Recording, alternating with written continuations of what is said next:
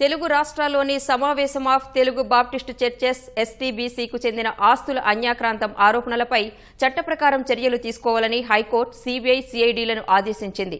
ST BC పరిధిలోని క్రైస్తవ machinery పాఠశాలలు, కళాశాలలు, ఆసుపత్రులకు చెందిన ఆస్తులు అక్రమంగా విక్రయించడమే కాక తద్వారా వచ్చిన సొమ్ము దుర్వినియోగం చేశారని ఢిల్లీలోని సీబీఐ కేంద్ర డైరెక్టర్కు ఫిర్యాదు చేసినా కేసు నమోదు చేసి దర్యాప్తు చేయలేదని పేర్కొంటూ ఎస్టీబీసీ ప్రత్యేక పరిపాలనా అధికారి సిహెచ్ అంజనా ప్రసాద్ హైకోర్టులో వ్యాజ్యం దాఖలు చేశారు.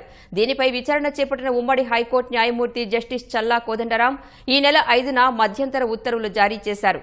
అక్రమాలకు కారకులైన వారిలో ఒకరు నెల్లూరు జిల్లాకు చెందిన జీడీడీ దివాకర్ దేశం విడిచి వెళ్లేందుకు యత్నిస్తున్నారన్న పిటిషనర్ ఆరోపణలు నిజమైతే చట్టప్రకారం చర్యలు తీసుకోవాలని సీబీఐ సీఐడీ అధికారులను ఆదేశించారు. తదుపరి విచారణను ఈ నెల 11కు వాయిదా వేశారు.